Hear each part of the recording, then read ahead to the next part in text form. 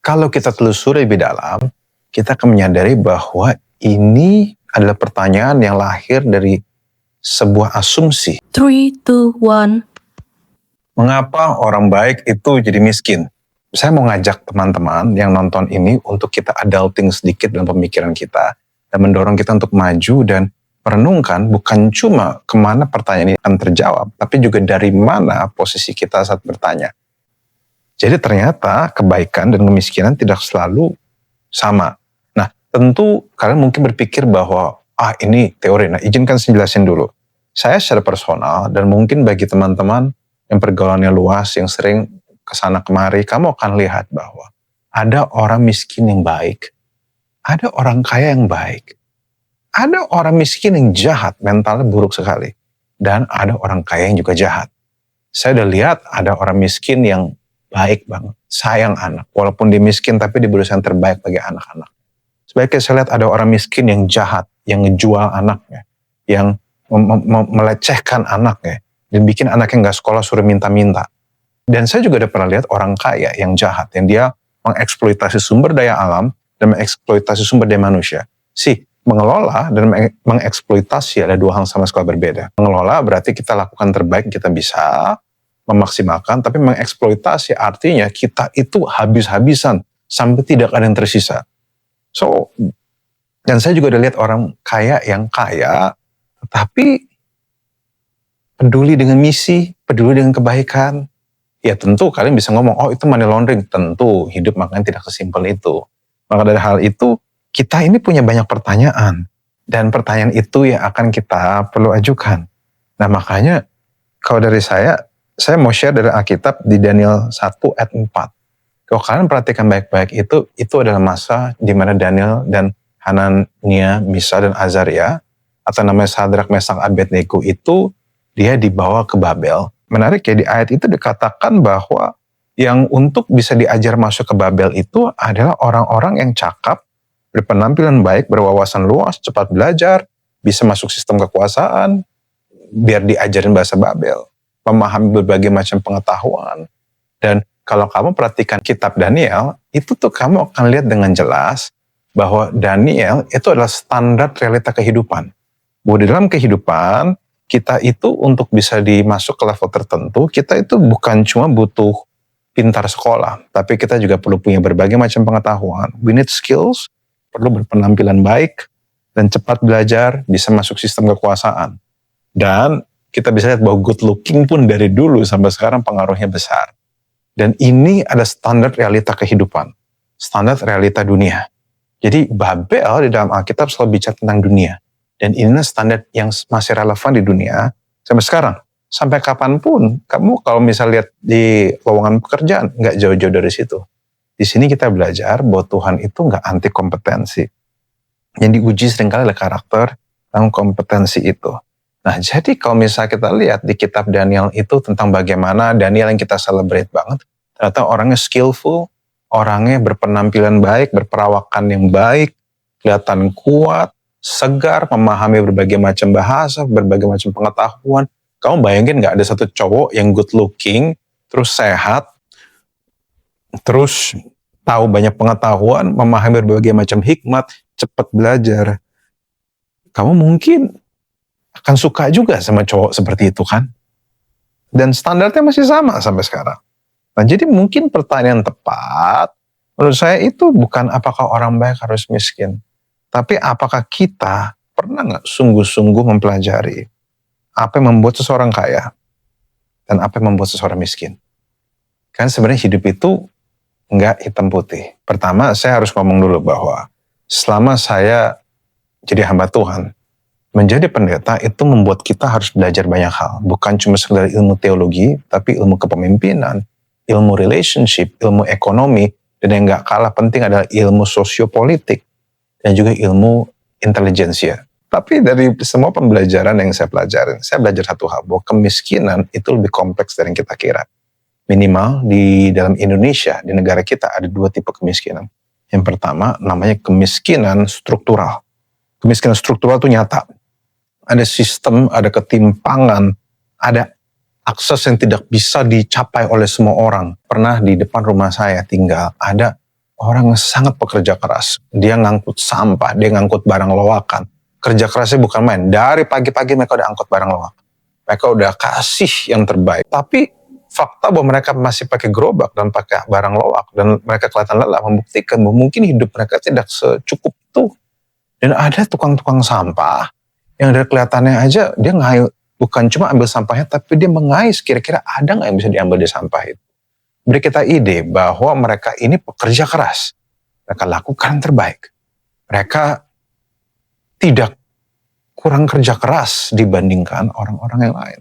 Tetapi ada akses yang tertutup, ada pintu yang tertutup, ada lingkungan yang tidak mendukung. Ada hal-hal yang dengan sengaja ditutup di depan mereka sehingga mereka nggak bisa dapat hidup yang baik.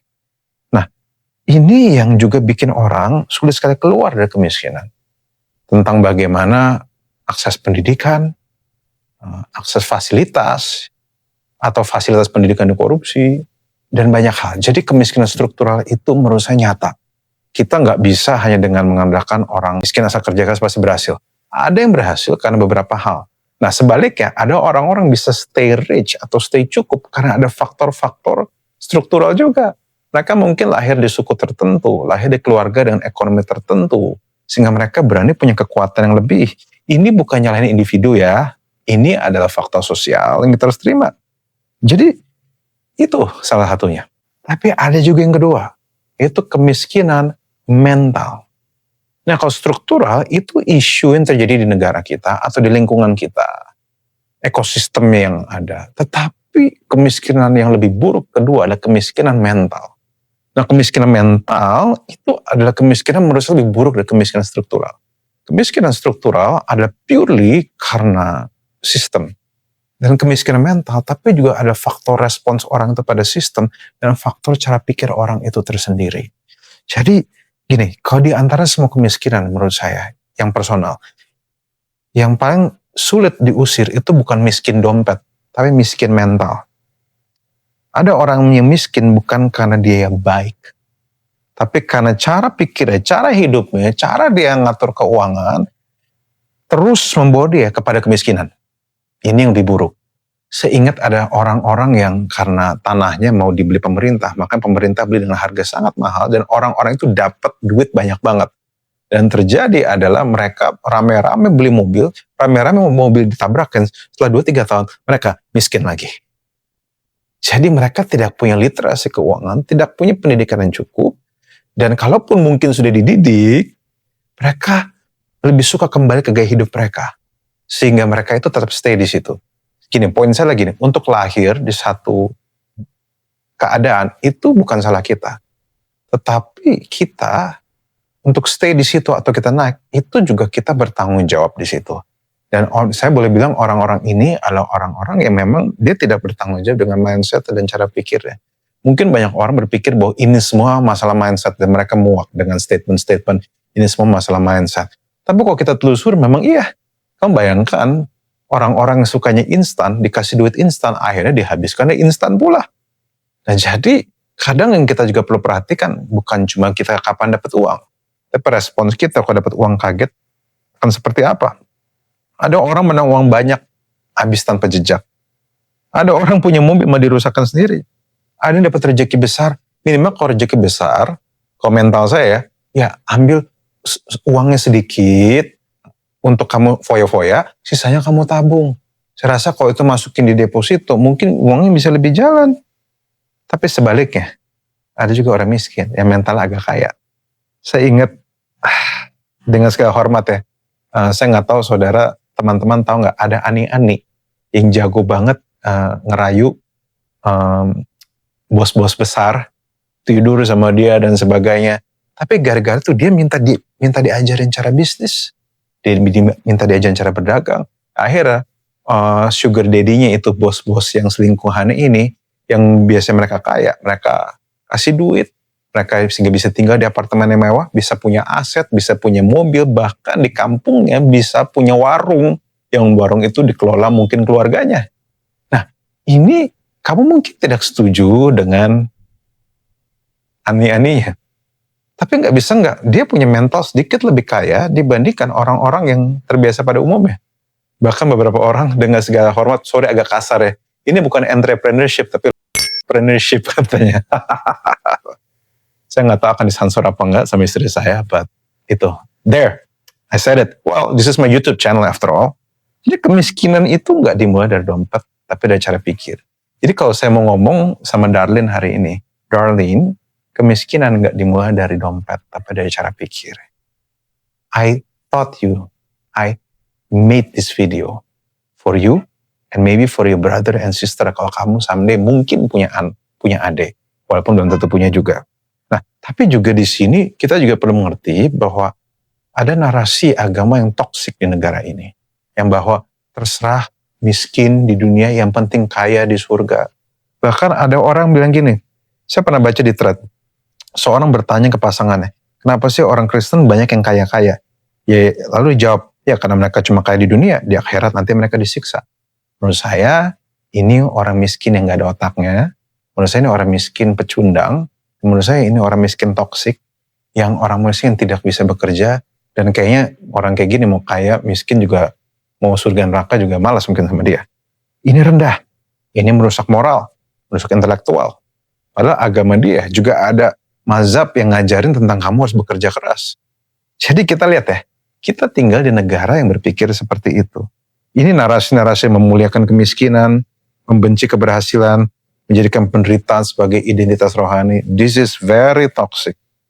Gini, kalau sebuah keyakinan bikin kita berhenti belajar, berhenti bertumbuh, berhenti bertanggung jawab atas iman, itu bukanlah keyakinan, tapi itu kerusakan. Tidak peduli apapun agamanya. Saya pun kalau misalnya dia seorang Kristen, saya akan tegur di depan muka mereka. Mentalitas ini bukan cuma ngerusak individu, tapi juga ngerusak bangsa. Nah, maka dari hal itu mungkin kita perlu buka pikiran kita.